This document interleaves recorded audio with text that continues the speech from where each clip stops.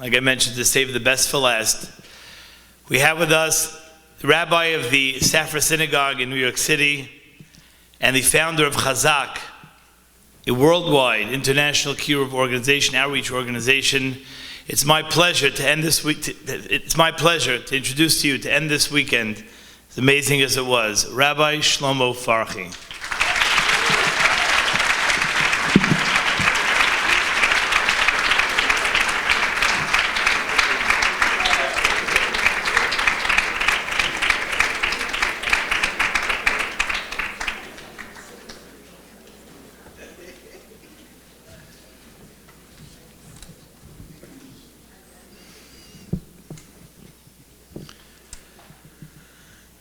Thank you, Yossi.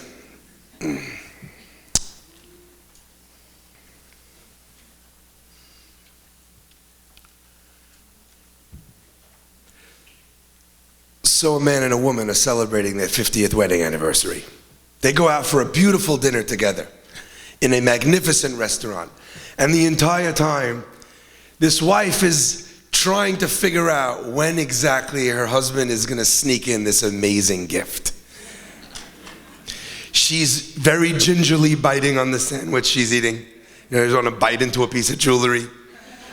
She looks very carefully, guys, write this down. She looks very carefully in the glass of champagne she's drinking, you know. Nothing. And the entire dinner that they have together goes by uneventfully.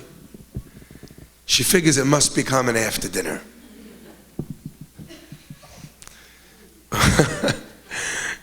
You know, this famous line goes, "Oh, ye of little faith." Sometimes I feel women are of great faith. You know, we fail and fail and fail, let you down, and you're like, oh, it's coming now. Really? Still? Have you learned nothing? Anyway, they get outside after the meal, and she sees, right as they walk outside the restaurant, pulling up in front of the restaurant is a gleaming, brand new white Ferrari. And her husband looks at her, and he looks at the car, and he smiles. And her heart rate just jumps. And he says, "Honey, you see that white Ferrari?" She says, yeah. He says, "I bought you a scarf the same color."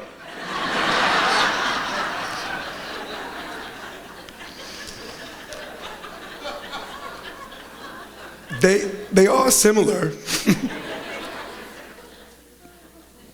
but they share nothing in common. I open that way to illustrate that there are two people who leave a weekend like this or an event such as this. And they may look the same. They may be the same color. They are both slightly fatter than when they came. I say slightly because the Torah says to be kind. I haven't gotten to the part where it says not to lie. You're a little tired, there are bags under your eyes from all of the amazing programs and speeches that you have weathered. But even though you look the same, two of you will walk out those doors and be markedly different. And let me explain what I mean by that. We are gathered here today because of two people. Two people who fell in love and got married and decided that they were going to build a magnificent family. Those two people were called Avraham and Sarah. They decided that their family was not going to look like the other families on the block or on the dunes. And they decided that not only would their family look different, but their children and grandchildren would look different. That they would live for another purpose. That they would think in another way. That they would value other things. And 4,000 years later, I mean, I just think about this. 4,000 years later, a bunch of randomers are gathered in a room in a hotel in Woodcliff Lake Hilton, which to you is probably not that big a deal. Like, it's whatever, it's just a random hotel, right? For me, it's a pretty big deal. This hotel is the hotel where I first met my wife.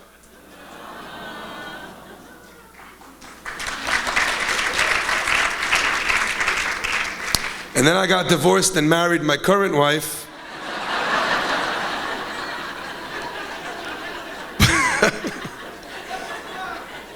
Sorry, I didn't get to the part where it says you're not supposed to. Okay, fine. So it makes me think, when I came to this hotel, it made me think about the families we make, about the marriages that we create. And marriages are created not only once when you put a ring on it, but they are created constantly and consistently throughout every day of our lives.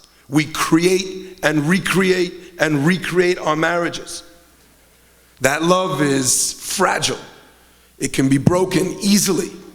Trust can be lost in a matter of seconds, even if you've built up all that loyalty for decades. So I'm thinking a lot about what a family looks like and what happens when two people dedicated to an ideal decide that they are going to build a family that will shine and teach all those around them what it looks like to live in the most beautiful of ways. You know, in a Jewish wedding, Jewish weddings are hilarious, by the way. Are they not hilarious? I got a yeah out there. There was one person that was like, yeah. All the rest of you are like, what is he talking about? But you and I, okay, yeah? And it's stands out the most when I perform a wedding and there are people who are there who are either not maybe perhaps religious in a way where they know the regular Jewish wedding, what it looks like, or if there's people who are not Jewish there, then they've never seen this before. So it's always something that I love to explain. And every part of the ceremony is layered with incredible meaning and beautiful purpose. And that is the essence really of Judaism, not just the marriage, in a marriage between a man and a woman, but between man and his God. In Shir HaShirim, the Song of Songs, the relationship between us and our Creator is compared to a great love story. And I know that most of us don't have this image of God. We think of God either, in some ways, as some sort of totalitarian dictator that rains hellfire upon us when we don't do what we're supposed to do. That's if we went to Cheder, the Sunday school thing which terrified Jewish children since its inception. I have a secret theory that Cheder was created by evangelists to drive Jewish people away from Judaism, to make it easier for them to pick them up when they knock on your door. But there are so many beautiful things about Judaism. If someone was to understand this loving relationship, traditionally we understand that loving relationship as a father in heaven. We talk about that. But I'd like to just say that in Shir HaShirim it doesn't describe it that way. You legend among legends. It describes HaKadosh Baruch Hu, God himself, as our lover, as our spouse, someone with whom we could have an intimate relationship with, for that is what marriage is. An intimate relationship that bears no resemblance to the love story of any other relationship. Think about that the next time you go to a wedding. There has never been a love like this. There has never been a connection like this. The celebration here is completely and utterly unique because the people standing under the chuppah, promising to love, respect, and build with one another are unique. So there's a blessing that we say under the chuppah. And the blessing says, V'hitkin lo mimenu binyan ad. It talks about God building and therefore human beings building an eternal home. A home and a family and a set of values that will last forever. Can we think about that for 1 minute? That what Avraham was banging on about 4,000 years ago, we discussed this weekend. That the Birkat HaMazon that we spoke about on Shabbat, the benching, you guys know that term now? Benching. I once had a guy who'd never been to a Shabbat ever in his life. And he came to our house, unlike a Shabbat project. Anyway, we're celebrating until late into the evening. It's about 1 a.m. in the morning. And at 1 a.m. in the morning, I thought it was finally time to do benching. So I turned to this guy, I was like, you want to bench? And he's like, now? Like, I'm exhausted. I was like, me too. Like, when are you leaving? He's like, fine. He goes, but I'm not going to be at my best, you know. It's late. I just finished eating. And that was when I realized that he thought I was randomly asking him at 1 a.m. to my shed in the back. Do you even lift, bro?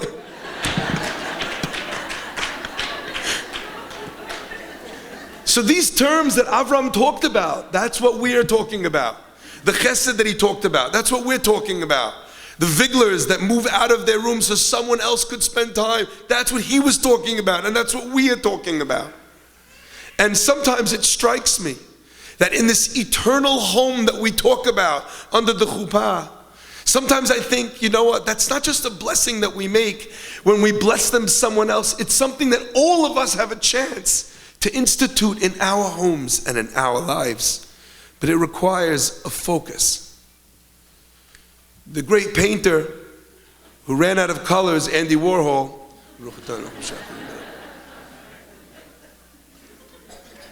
I always thought that monochromatic images came in because Andy Warhol used up all the colors forever. He said, the idea is not to live forever, but to create something that will.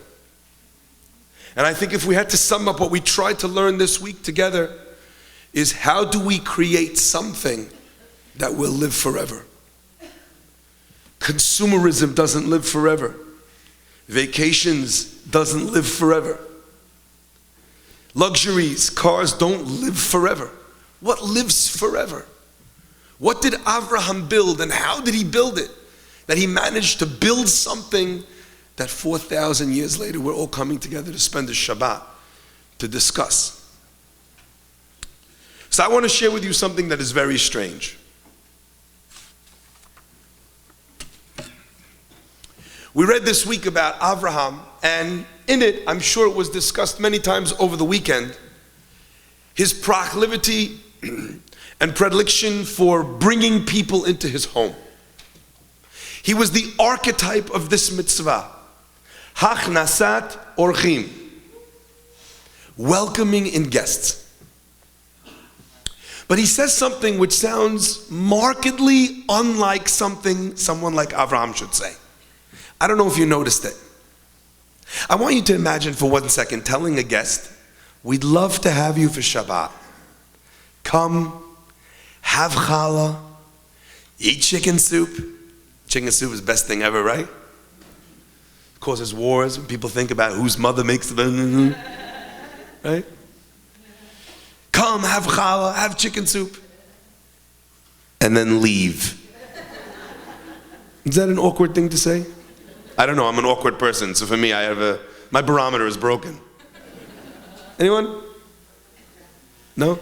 Yes? Weird thing to say? Kind of, I had an aunt and uncle that liked to go to sleep early on Friday night. Shabbat shluf is like a very holy mitzvah, like, that sleep. So they would set the alarm, the lights to go off at like 10:30. And all of a sudden the meal would be, oh, the lights are off. What a shame. Seems we need to cut this soiree short. I don't know if you went to Hebrew school, but do you want a bench?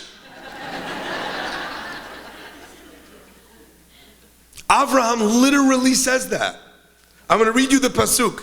It's so funny. I'd never noticed it until this year. And that's the beauty of Torah. The more you learn, the more you notice. Ve'ekecha pat lechem. He says, come to my house and I will give you a loaf of bread. We'll have some challah. V'sa'adu libchem. And you will satiate your hearts. You will eat to your heart's content. Heart Evaro. And afterwards, skedaddle. There's some great, have you ever noticed that there's some great words that don't translate in other languages? Like I would struggle to communicate skedaddle in Hebrew. I find that that's like, I was trying to explain that, I have a Sephardic shul. My shul is Syrian, which means that they don't know anyone from any other culture. And I didn't think that would get a laugh in a time when we're trying to bring Mashiach, but fine. Either way, so in the synagogue, I have to explain to them things about Ashkenaz people. Like, half of me is Ashkenaz after all. And I was trying to explain to them that there are words in Yiddish, just like there are words in Arabic that have no translation. There are words in Yiddish that you cannot translate. And I gave one example. I said, but you have to imagine the guy saying it in situ, with his walker. He gives a deep sigh and he goes, oy vey. You can't communicate the depth, the profundity of oy vey, can you? It's tough, right? So I see 3, 4 Syrian women in the back of the class on the Shabbat. They're all like, which I knew meant that they were thinking of an Arabic word. Afterwards, I was proven right. And they come up and they say, actually, there is an Arabic word that communicates oy vey. I was like, what is it? They said, it's li. Anyone here know that word? No. You guys should get some diversity too. Okay, whatever. So they're like, li. Like you say, I said, there's a big difference between li and oy vey.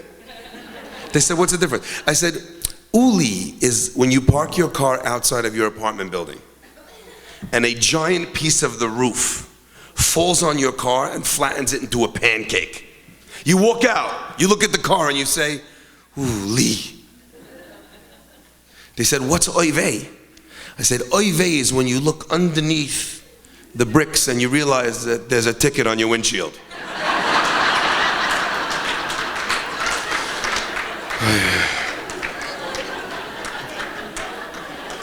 So the pasuk tells us that Avraham says, come, have food, and go.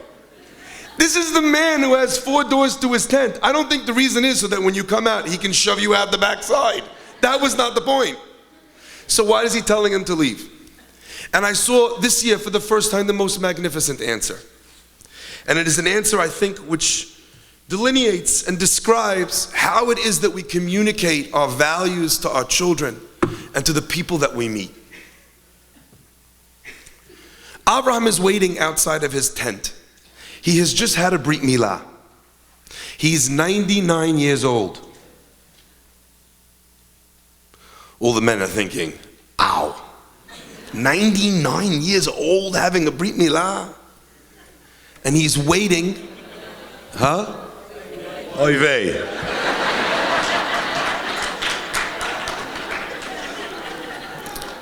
Shame Avraham was actually Sephardic, but whatever.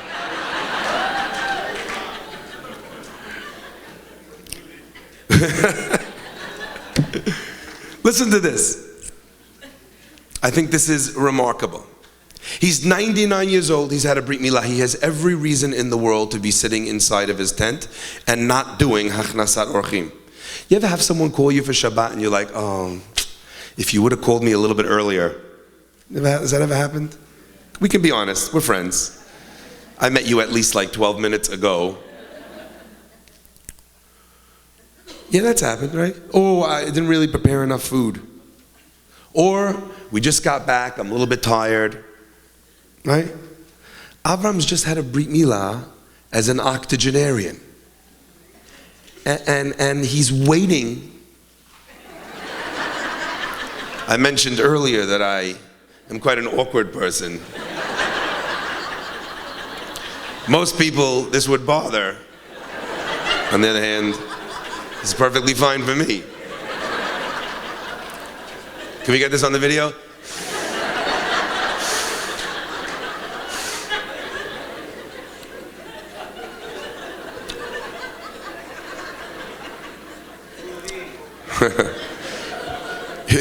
You think I divorced that first wife? It's not the way. It's the other way around. It's the other way around.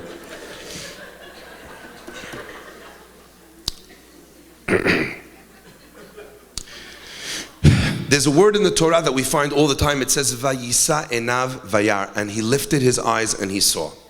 You find it all over the place. And he lifted his eyes and he saw.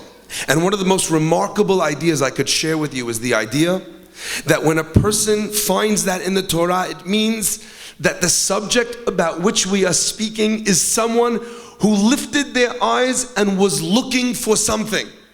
Where do we find it? After the Akedah, Avraham finds out that he's at the top of the mountain and his son does not have to have the Akedah. Where would you do? I would run. I would run. Avraham instead lifts up his eyes. Vayisa enav vayar v'hine ayil achar ne'echaz basvach b'karnav. And behold, there was another sacrifice. There was still something that he could do that was of value in this situation. But he looked up looking for something. Avraham is in such pain, but he's looking for something. He's looking for guests. He's looking for a mitzvah. He's desperate.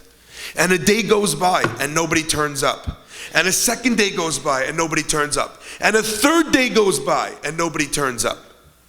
And now it's the third day. And you know what Avraham is thinking? Maybe the reason I don't have guests is because my method of outreach no longer works. Rabbi Samson mentioned earlier, previously on Rabbi Samson. Rabbi Samson mentioned earlier that Avraham brought people to God by bringing them in and taking care of their needs. And after they saw that they had been fed and after they were taken care of, he said, don't you recognize who this belongs to? Don't thank me, thank the creator of the entire world. So Avraham would bring them in, they would eat their meal, and when they would want to thank him, Avraham would say, don't thank me, let's bench. Avraham wondered to himself after day one, after day two, after day three, maybe my method of outreach is outdated. Maybe people don't want to come to my house and eat and then bench. Maybe they don't want to be religious. They don't want to be Jewish. They don't want to have a connection. They don't want to see the beauty of Shabbat. They don't want to understand the connection of prayer. They don't want this idea of gratitude, of living a life of service, of living a life of perfection. Maybe I'm off the mark. So Avraham says, in an exact parallel, for those of you who know the source of Birkat HaMazon in the Torah says, Ve'achalta, and you will eat, Ve'savata, and you will become full, Uberachta, and then you will bless God. Says the Pasuk, Avram says, Ve'ekecha pat lechem, I will give you a bit of bread, Ve'sa'adu libchem, and you will become full. What's the next bit? It should be, and then we will bench. And Avram says, it's not working. So come eat, enjoy, have a great time in my home. Heart Evaro, and then you can leave. I'm not going to ask anything of you. My love is not conditional. It's not dependent on you looking the way you need to look or acting the way you need to act, or being something that I hoped you would be. I love you anyway. I want you here anyway, even without any ulterior motive or agenda. Avraham understood that creating a home like that, where people would feel loved, cared for, appreciated as they were, valued as they were, that would be something that would last forever. It is such a basic human need. If you're hungry and someone gives you a sandwich but makes you feel a little bit uncomfortable, like it's their last sandwich, selfish of them, I know, you'd rather not have the sandwich.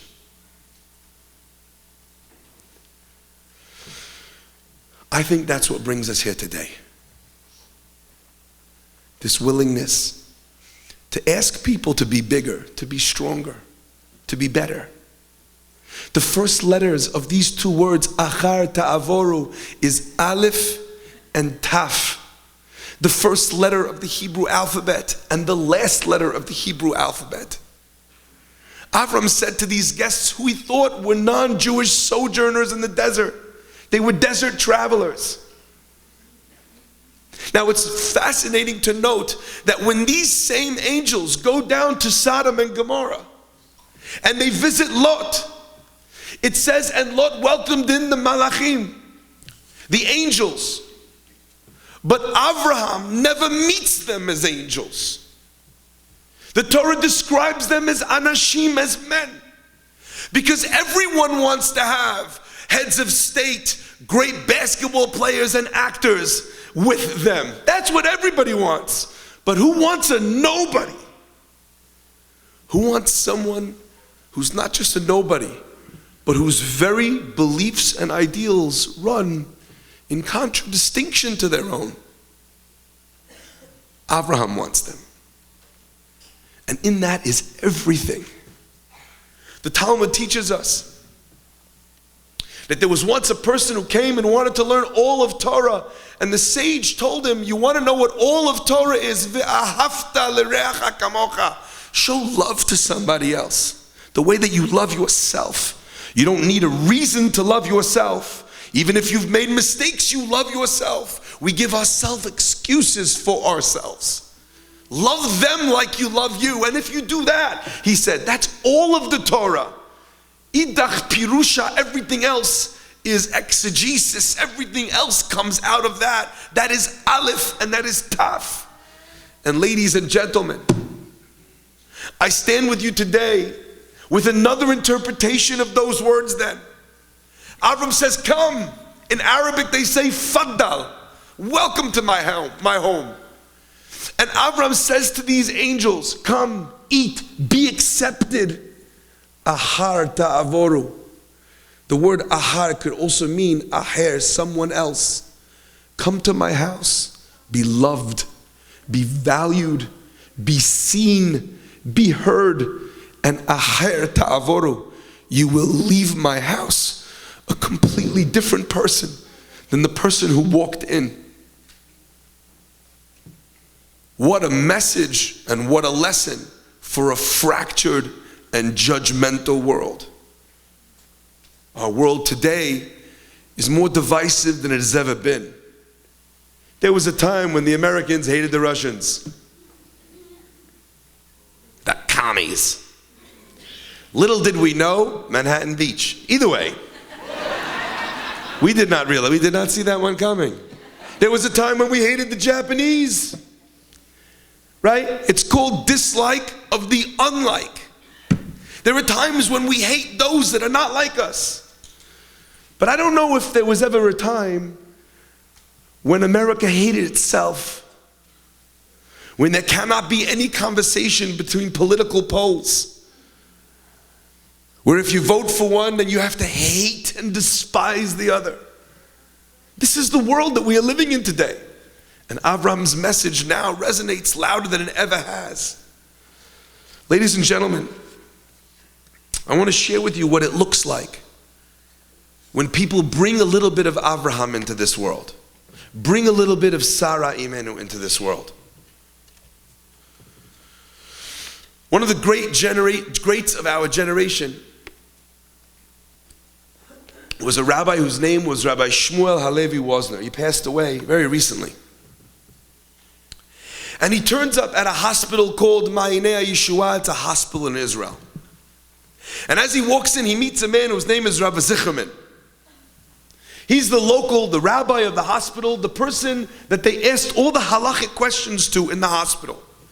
And he sees the rabbi walking in with his entourage, and his face is shining like the sun. And he comes to him and he says, Rabbi, I have a question for you from one of the patients that I need answered.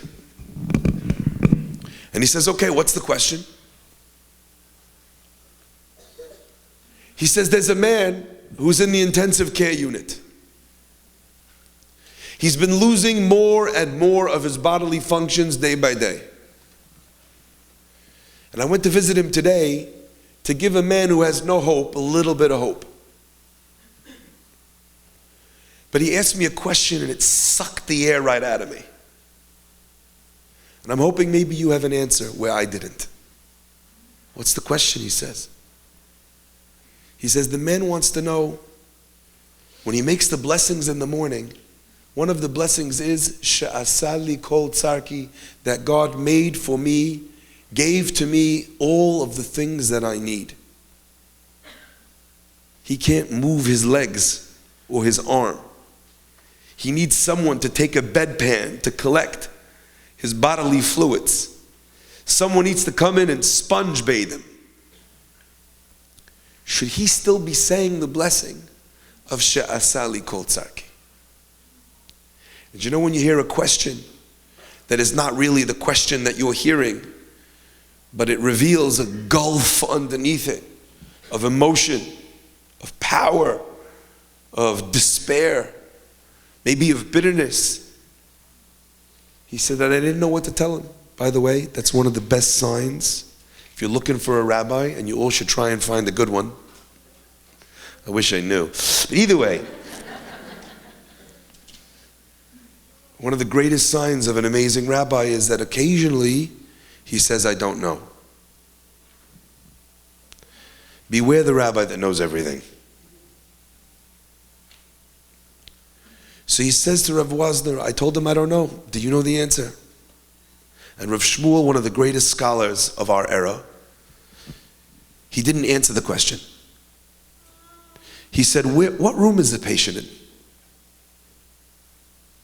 He says he's in the intensive care unit on this and this floor. He says, come with me.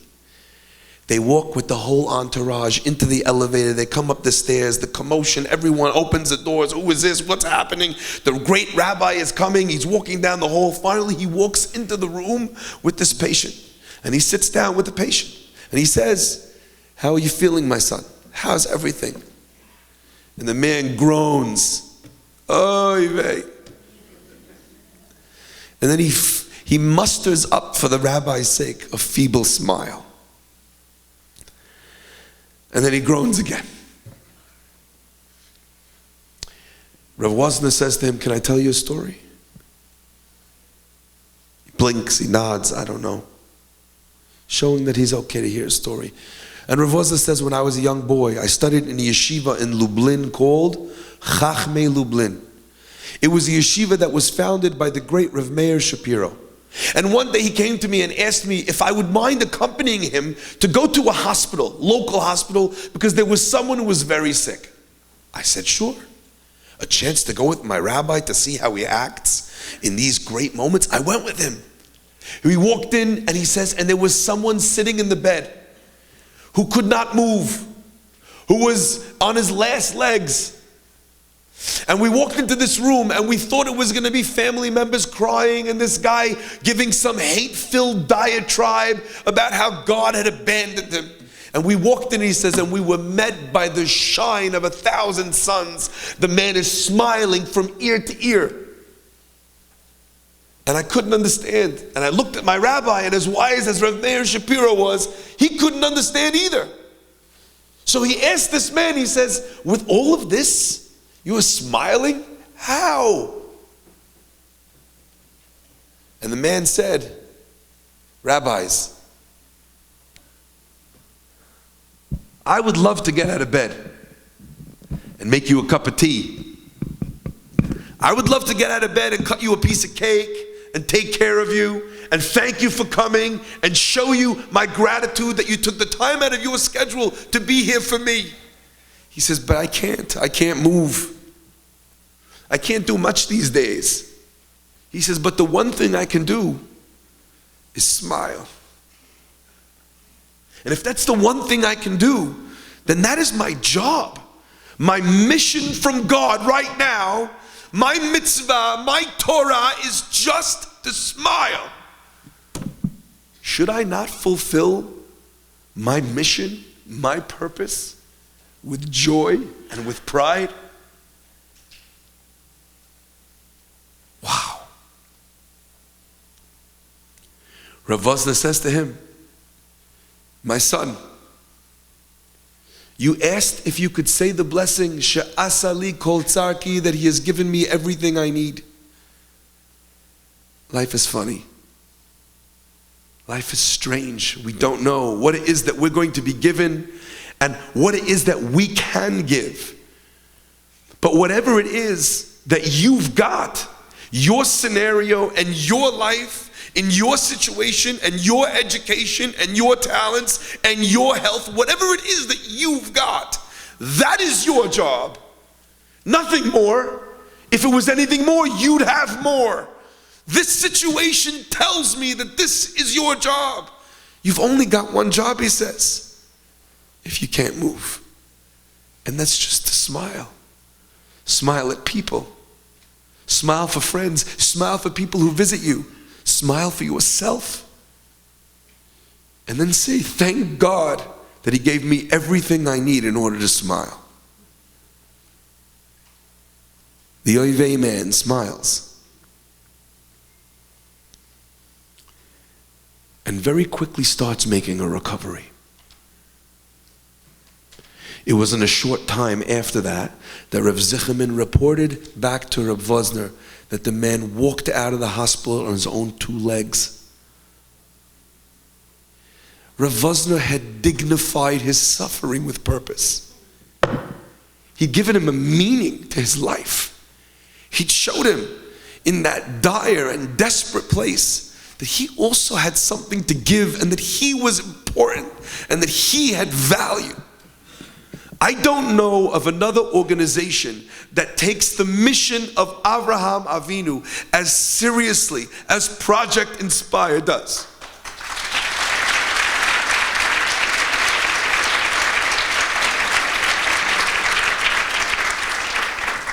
It is an organization that asks of people who do not know much to share what they know.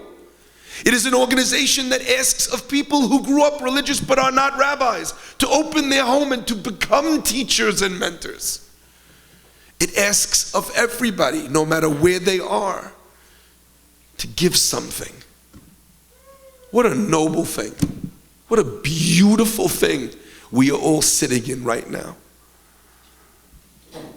This chain from Avraham until now, which asks and sees value and power in everyone that it meets, that sees the image of God in every human being.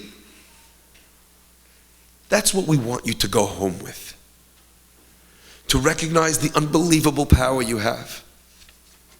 And like I started by saying, that there are two people that will leave this conference. One that will have learned a lot, ate a lot, and then need to run a lot to get rid of all that he ate.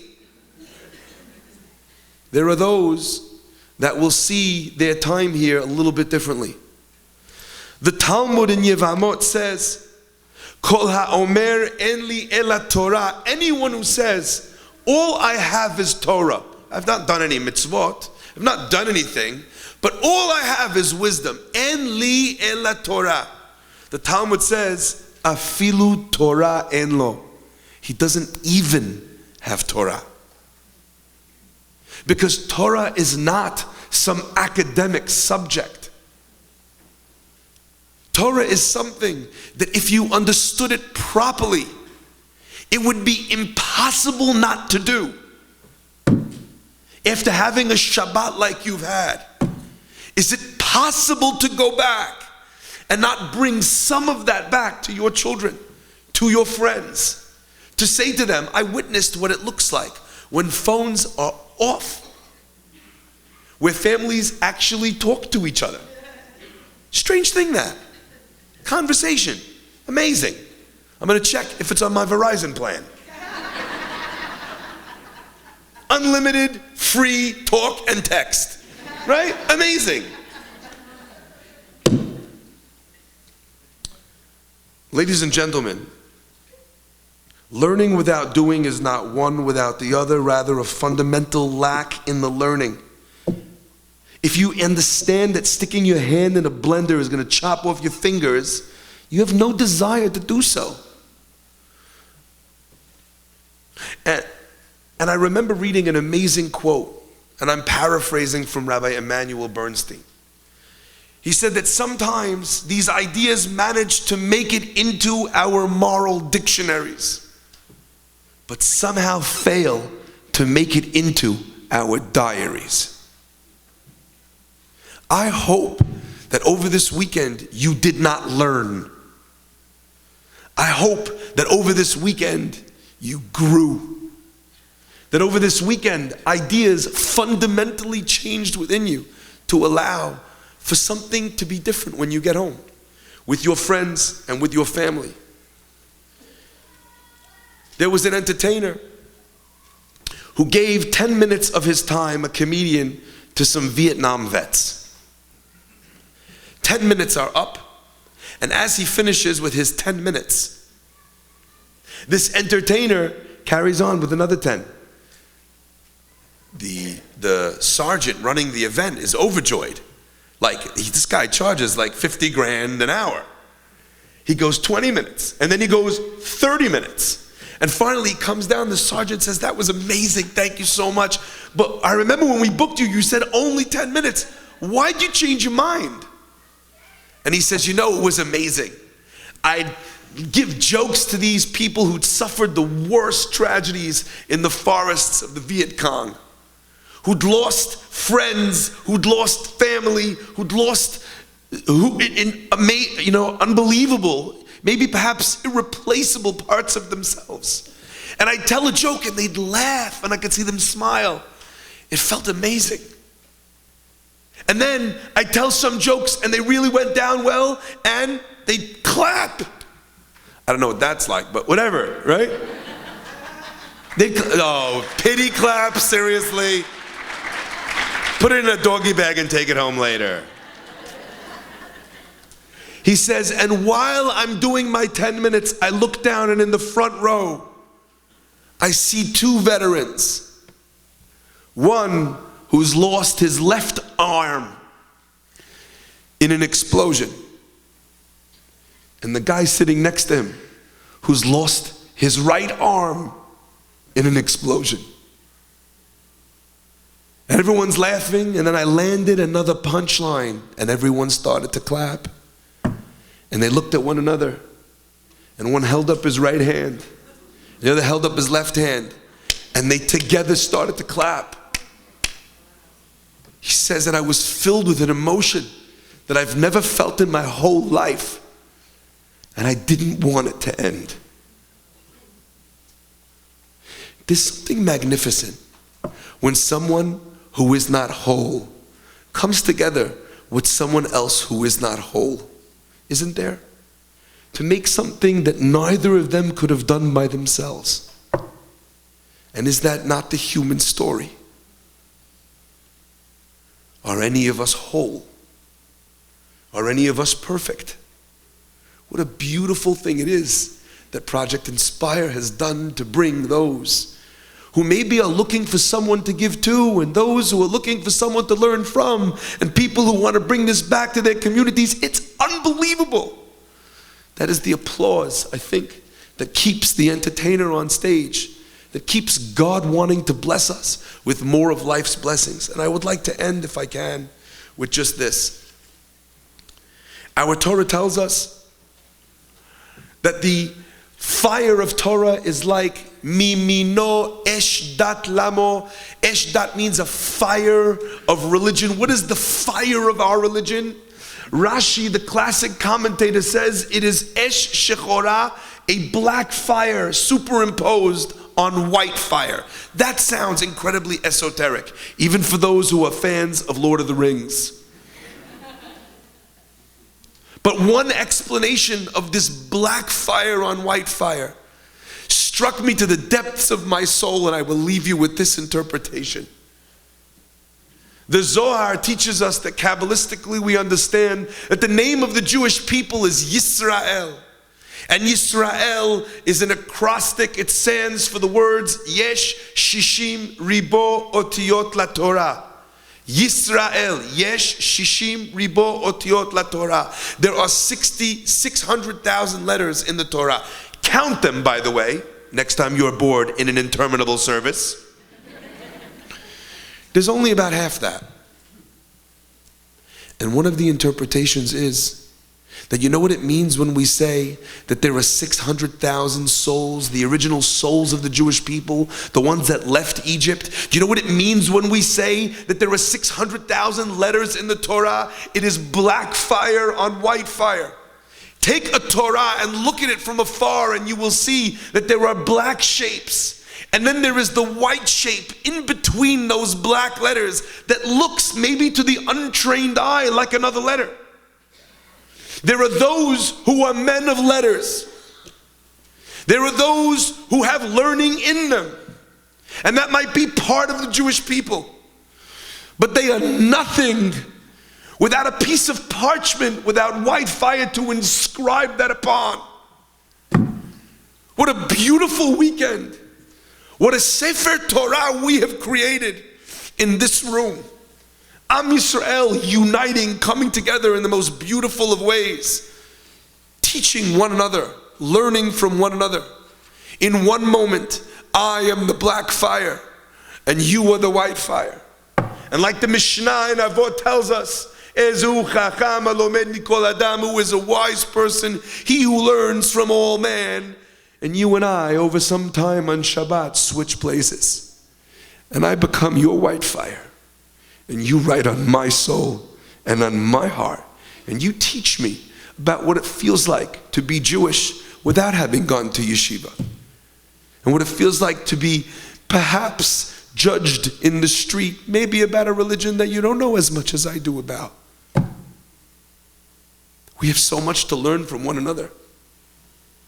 Please let us make sure that these are not just ideas that we have learned. And they don't need to be big. Small people only try and do great things. But it is only great people who understand the value of doing small things. It takes a Rav Wozner, perhaps the greatest tzaddik of a generation, to tell someone that there is beauty in only a smile. That there is beauty in only a single Shabbat. In one little session of Torah learning a week. In one tiny invite to someone else to a holiday season. To send someone mishloach manot. To dress up beautifully for Shabbat. And whatever it is valuable. You can't keep all of it. Light the candles. You can't light the candles. You're afraid of fire? Meet with me. I'm a pyromaniac. Make the kiddush.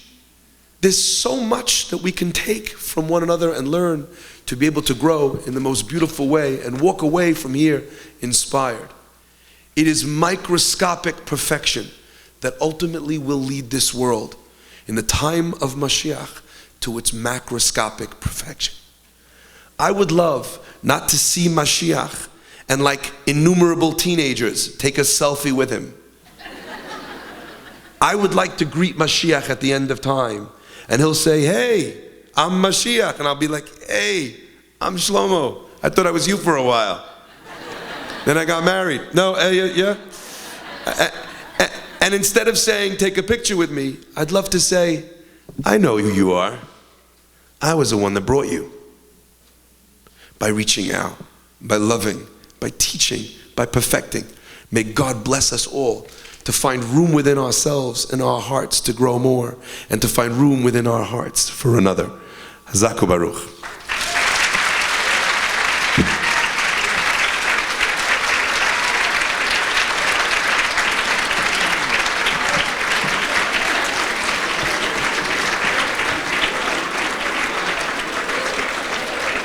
Ladies and gentlemen, checkout is in 10 minutes. Don't forget to tip the day camp counselors. Ladies and gentlemen, thank you for joining us. We look forward to seeing you again. Thank you.